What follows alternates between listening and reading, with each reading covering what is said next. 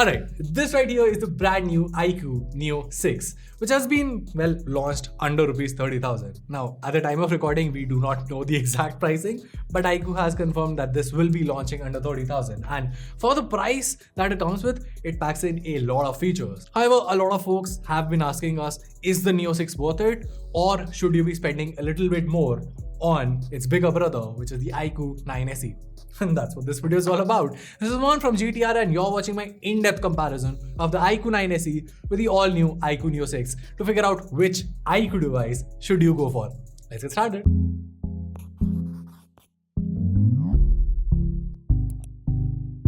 Alright, so let's start off by talking about the design here. And while I always say that design is subjective, I personally like the Neo 6's design here a bit more.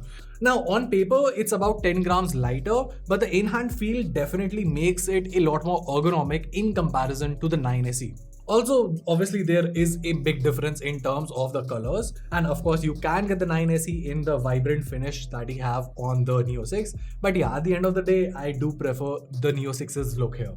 One thing that I would like to highlight here is that the camera module is something that I do prefer more of the iQOO 9SE. Now, if you're looking for a reason for that, I'll be very honest, I do not really have a reason for it. Just looking at both the camera modules, I'm like, yeah, for some reason I slide with the 9SE. There's no specific reason. I mean, I like the kind of ideology that the Neo 6 has. It's basically those Polaroid photos that the brand says, like, you know, you have that photo and then you have the white space. Instead, they are using the branding there. Regardless of all of that, I personally find the 9SE's camera module a bit more to my liking.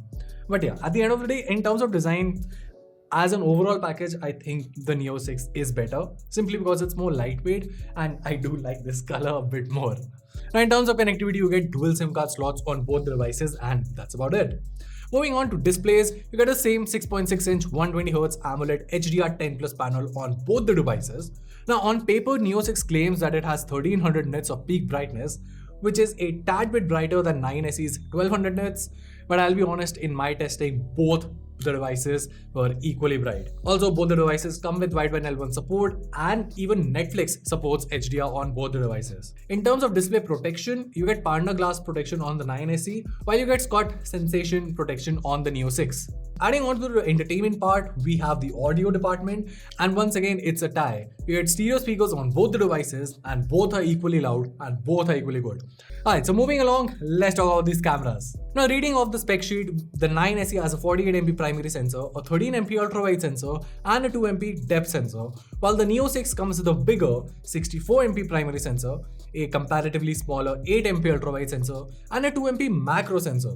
We have the same 16MP shooters up front for selfies. In terms of the daylight performance, essentially both the devices are basically the same.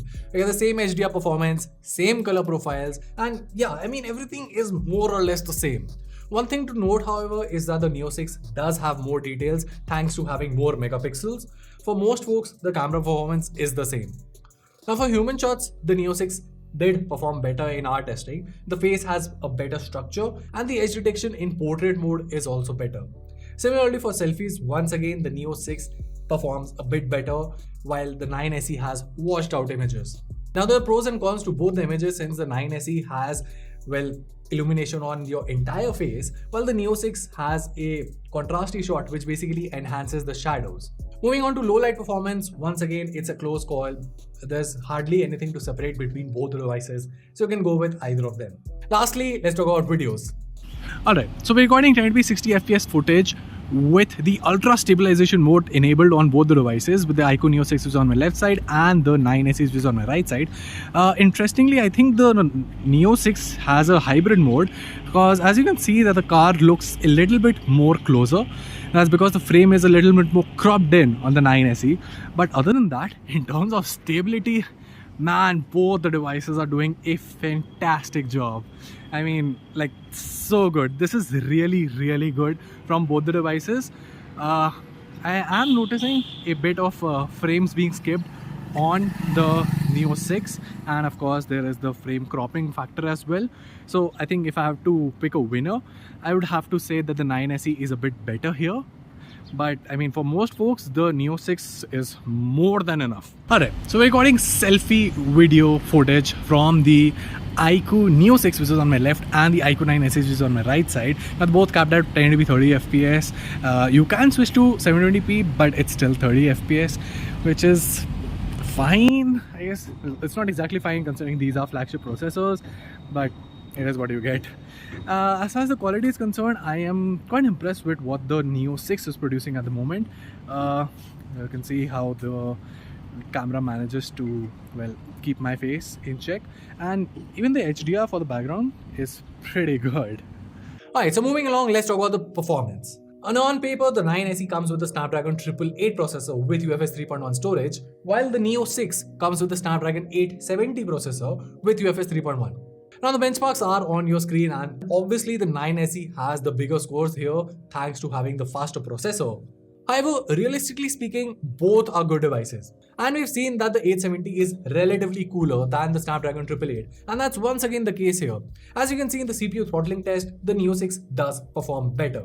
Similarly, while both the devices support gaming at the highest settings, the Neo 6 remains cooler and offers a more stable frame rate for longer and extended gaming sessions. Next up, we have the software department, and they are both the same FunTouch OS 12 based on Android 12 on both the devices. It's a great software experience with plethora of features, and honestly, FunTouch OS works very well. And the good part here is that it's quite stable, which is an important thing to note because there are a lot of devices launching right now that supposedly come with Android 12, but they come with a lot of features, but they're just not stable. And if your software is not stable, it just completely breaks the experience. Thankfully, that's not the case on either devices here, and that is obviously a good thing for the consumer. Moving on, we have the battery life. Now, the iQOO 9 SE comes with a 4500 mAh battery with 66 watts of fast charging, while the Neo 6 comes with a bigger 4700 mAh battery with faster 80 watts of fast charging. Now, this is one area where the Neo 6 has a clear-cut win. In terms of battery capacity, it's bigger.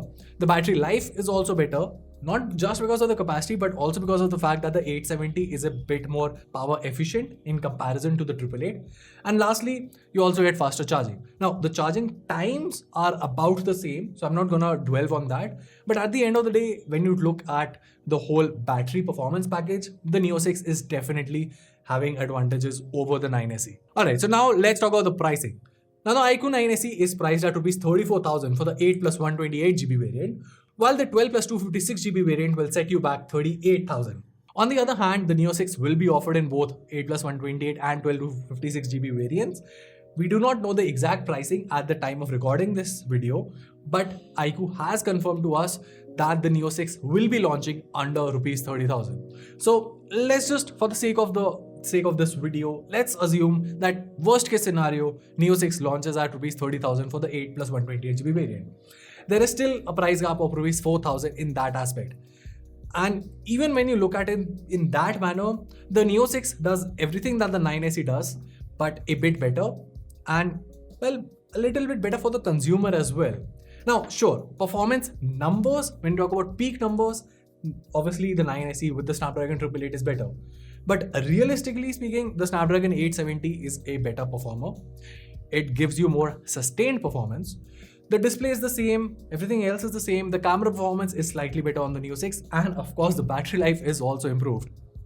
Now, of course, this also brings the question that should you be buying the iQOO Neo 6 over the previous iQOO 7, which is also available for 30,000? Well, to answer that question, once again, the camera of the iQOO 7 and the 9 SE was basically the same, so essentially this one is better. You also get better charging and a bigger battery capacity. And more importantly, the iQOO 7 had a Samsung E3 panel, while this one comes with a Samsung E4 panel, so you get more improved display as well. Now, all in all, at the end of the day, the iQOO Neo 6 gets a solid recommendation from us. Now, it's not to say that the 9 SE is overpriced or you should not buy it. It's still a great device, and as you saw in the video performance, if videography is important to you, while this is equally stable, this one offers you a wider frame without cropping, so that's good. And of course, if you are not going to be gaming for extended sessions, if you are gaming for a little period of time, the Snapdragon 888 definitely comes in handy. And well, that was it. If you found this video helpful, make sure to let us know by giving us a thumbs up and subscribing to our channel for more awesome tech content.